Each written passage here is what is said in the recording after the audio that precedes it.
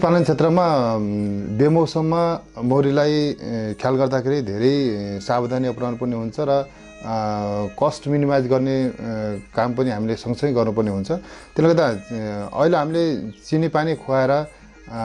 मौरीलाई कस्टमा हामी धेरै मौरी पालक किसानलाई कस्टमा बढी पर्ने भएको कारणले गर्दाखेरि क्यान्डीलाई सहज तरिकाले सर्वसुलभ तरिकाले सबै मौरी पालक किसानले खुवाउने को लागि हामीले क्यान्डी कसरी निर्माण गर्ने भन्ने किसिमको एउटा सानो डकुमेन्ट्री बनाउन खोजेका छौँ। यसमा मलाई लाग्छ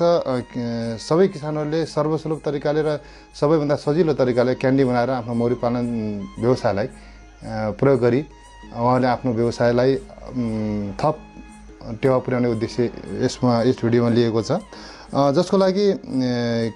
झन्झटिलो छैन। हामीले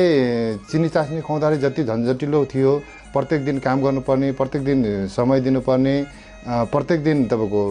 समय दिँदाखेरि थोरै मौरीमा लुटपाट हुने र समयले नभ्याइने भएको कारणले गर्दाखेरि अनि चिनीको समय नहुँदाखेरि बुग्लो चिनी पनि दिने होइन, बुग्लो चिनी दिँदाखेरि मौरीले खान नसक्ने यावत कुराहरूले गर्दाखेरि झन्झटिलो प्रक्रियाबाट हामी छुटकारा पाउनको लागि र मौरीलाई विशेष गरी कन्टिन्यू फिडिङ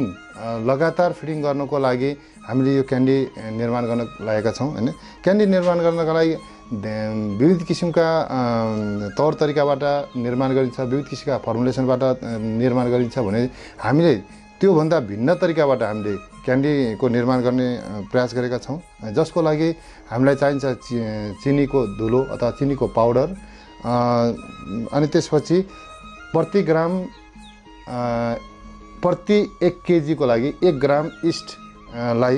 थोरै इस्टलाई मात्रै तातो पानीमा घोल्ने र त्यो इस्ट सहितको घुलेको पानीमा सादा पानी राखेर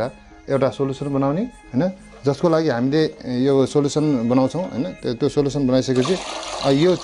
सादा पानी इस्ट सहितको पानीले हामीले चिनीको पाउडरलाई मलेर हामी क्यान्डी निर्माण गर्छौँ।